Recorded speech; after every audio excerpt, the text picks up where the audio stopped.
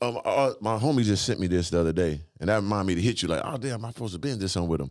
Can you break down the calculator of the women and the money and the goddamn, you understand me? Like that was, but it was real. You understand? The ratio to the money ratio. I was just like, listen, man, you know, how many, you got to think about, man, how many dates you going on with this girl and how much money it costs you. Let's say you do it for like a week, right? Then you say, okay, how many times did you smash? Right. You know, and then you can get like your cost per smash, right? So let's say you go on 3 dates with this girl. Let's say you in Miami, you spend, I don't know.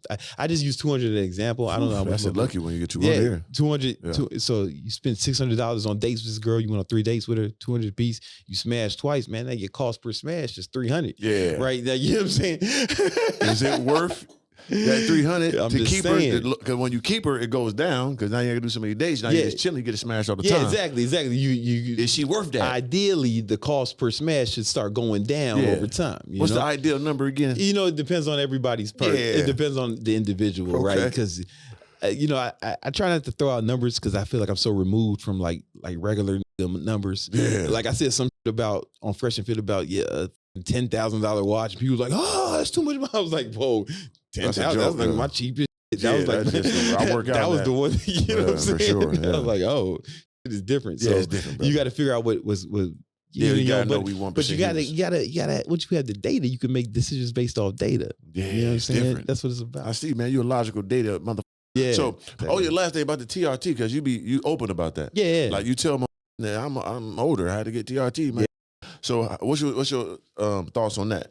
Oh man, it's been a blessing for me, right? You know, it's for one, like father time is undefeated, right? So like the average male's testosterone starts to drop at around 25, right? That's when it's peak, and then it slowly drops, right?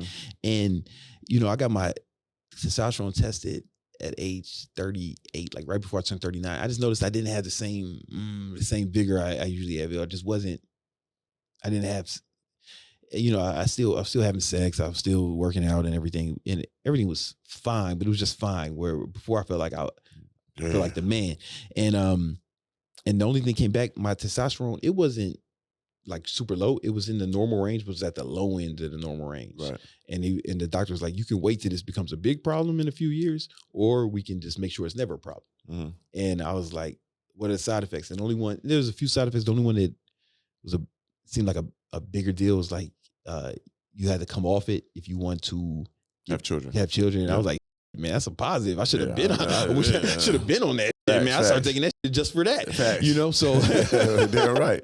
So I got on that, man, and immediately, man, I had more energy. You know, it improved my mood.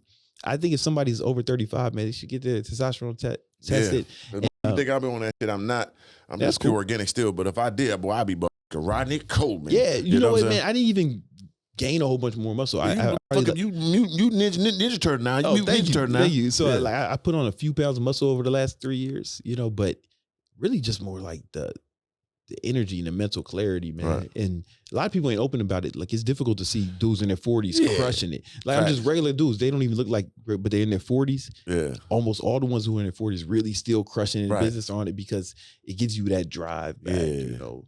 But you never did like the real stuff, like the heavy stuff, steroids and all that? Nah, I never did that. Yeah. You know, I mean, there's a lot of videos where people speak otherwise, but what they don't understand is, man, it's like, I've been tracking my calories and my diet, everything I eat every day for like 2 decades. Like there's a scale in my bag right now for my food, playing, bro. Right? So it's like, if anybody does that, they're going to get results that are like abnormal, you know, and but I get it, you know, it's you do something that's extraordinary, then sometimes people it's difficult for them to believe. People don't believe my view is real. When I'm on Instagram Live, they be thinking it's a green screen. I mean, everything is so it's like they don't believe you can't go off the internet, man. So of course they're not gonna believe somebody actually tracked their macros for 20 years. Yeah, that's legendary.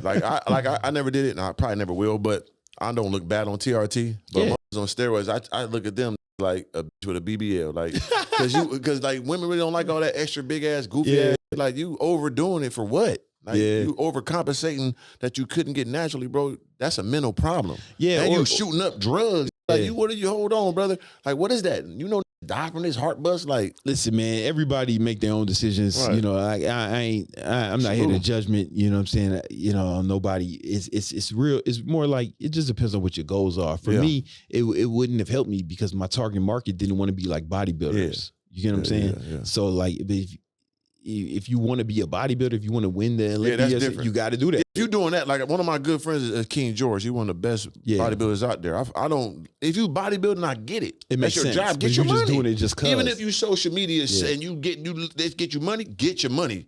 Yeah, we risk our lives for less. But if you just a regular schmegler motherfucker in the gym and looking all goofball, hoped up for what? Like, relax, brother. Like, you know what I'm saying? I don't want you dying trying to impress. Because women ain't coming up to you. Oh, like your body's gonna be a man, but unless you into that, God bless you. You know what I'm saying? So like with those who remember at the normal range, those who take it like way above me.